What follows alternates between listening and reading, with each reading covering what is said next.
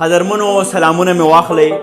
افسر افغان ما د خاپیرو په وطن سوات کې دا مهال ناست ما د سوات د سیند نه خواوشا په 1.5 یا 2 کیلومتره فاصله طاهر آباد منګوره کې زیشان زمونږ ډېر خوږ کشر دی، زمونږ یار دی. د هغه په حجره کې مو یو بنډار را جوړ کړی دی او انار را سره هم په لاس کې دی.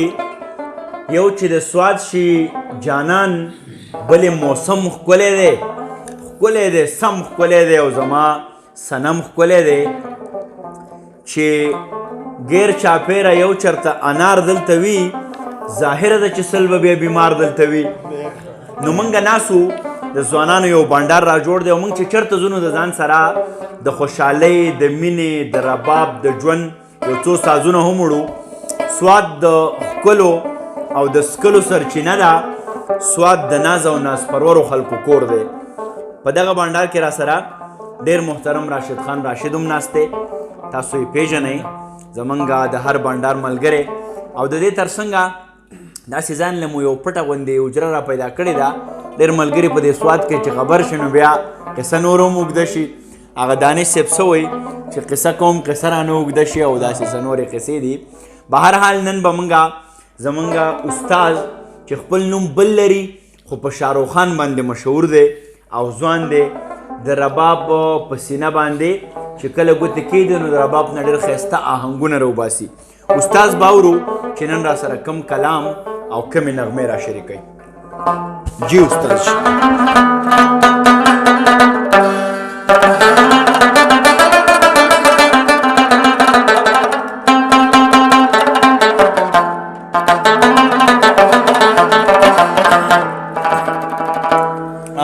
احساس پکې زخمی شو او ارمان می قتل کیږي.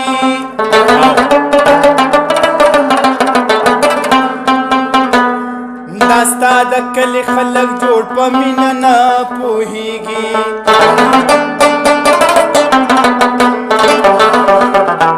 کچا مې دغه مازما به هیڅ نه وې ویلې. جانانه ستا کوڅه کې په ما کاڼي راورېږي.